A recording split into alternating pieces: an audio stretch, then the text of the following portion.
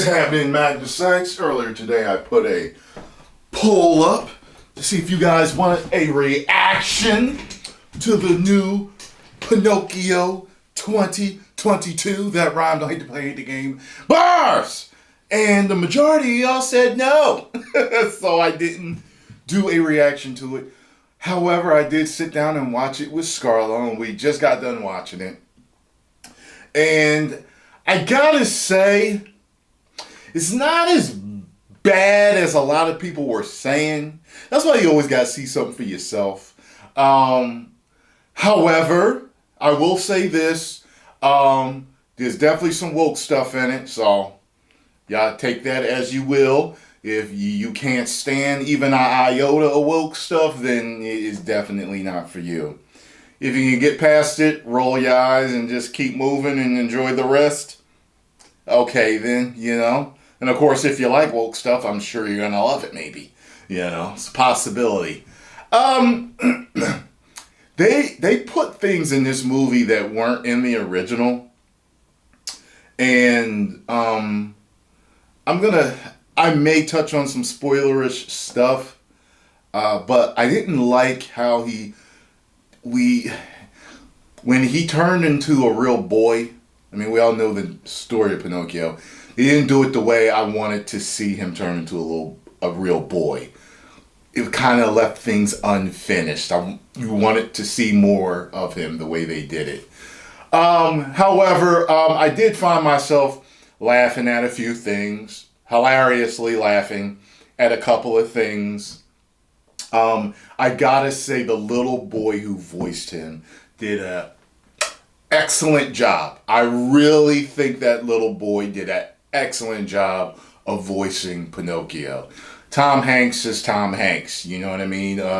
He does pretty good in everything, or great in everything that he does.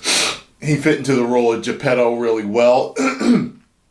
The movie, though, is... Jiminy Cricket was okay for me. And I kept being put off by his face. Because he looked like a cricket wearing a grasshopper's mask.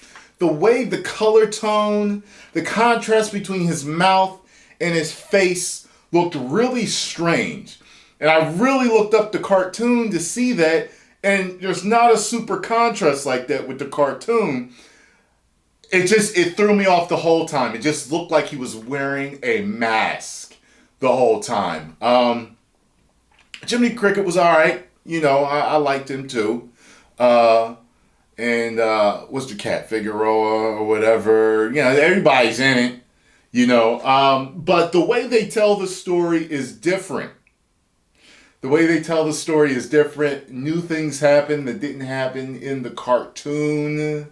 If you're all right with that, you know, it threw me off a little bit. But I gotta say, the CGI, the special effects, I don't know what they were doing.